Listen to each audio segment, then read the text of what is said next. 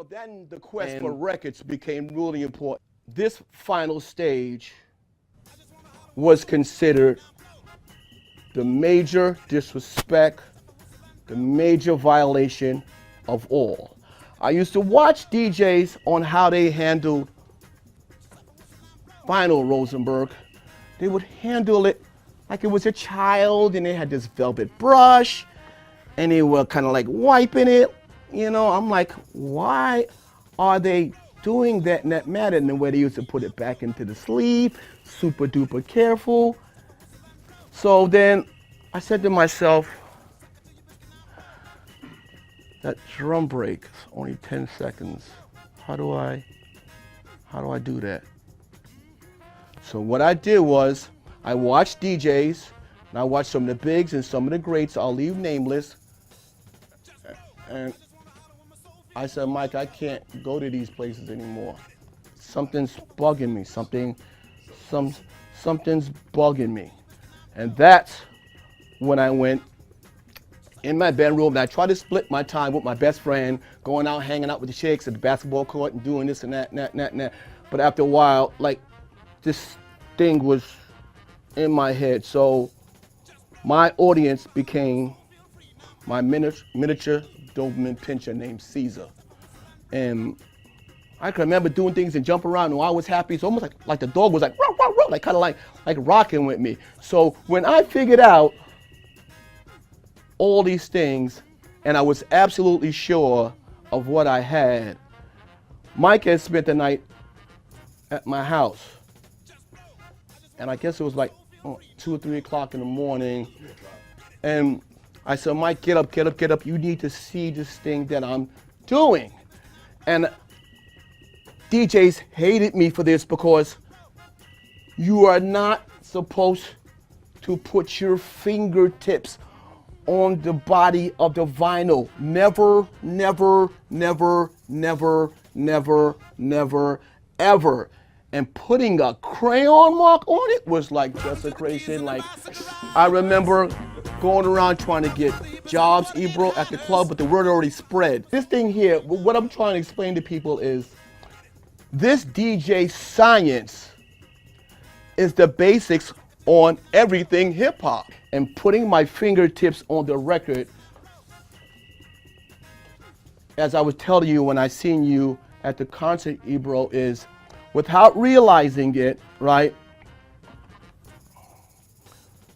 This quick mix theory is twofold.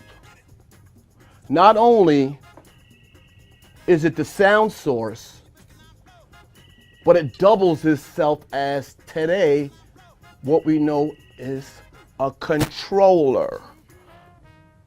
A controller that plays with time.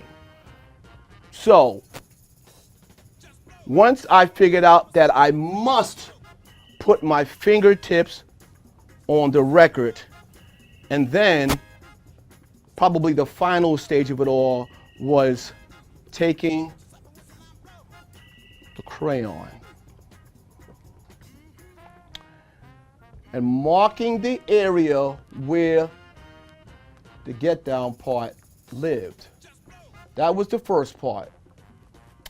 And then I had to come up with, okay, so if this is the block where the get down part lived, then we have to knock on his door and go inside. And this is what I was thinking.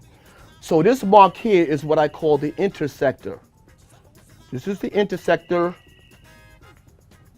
and this is the circular. Today they call it Q points. And how it works, Ebro, is this.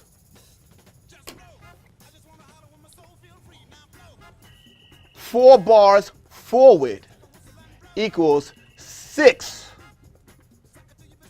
counterclockwise revolutions equals full loop.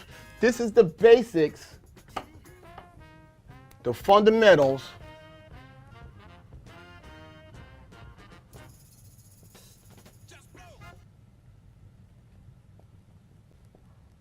to the quick mix theory. Talking to the kids and the bicycle riders. Talking to the hippies and the Watergate hiders. When I figured this out, that you are playing this like an instrument, this theory is now the basic formula to today what is known as turntablism, because it is totally impossible to do the things that you do without your finger on the fader and the vinyl at the same time. Some do it amazingly crazy today and powerful and make amazing music with it. They're playing it like an instrument. But the Ebro, you also have to understand, this is why I said this to this when I seen you. It also is arguably the actual beginning of what is known today as rap.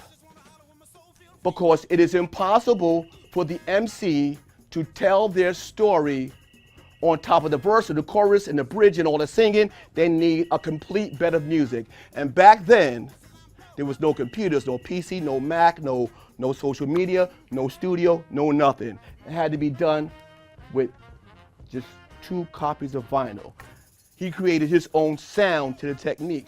And that's why I call it the quick mix theory. Because you could always add to the foundation of the science. So with him doing what far as what he was doing, and then other DJs is coming along, and Cash Money did this, and then Jeff did that, and then all the way to like people like Qbert, Mixmaster Mike. Yeah. These guys are like ridiculous on the turntable. So I remember, I gotta tell you, Ebro, people call me an idiot, disrespectful to vinyl, but it's really good to know there's millions of idiots just like me. I think things worked out.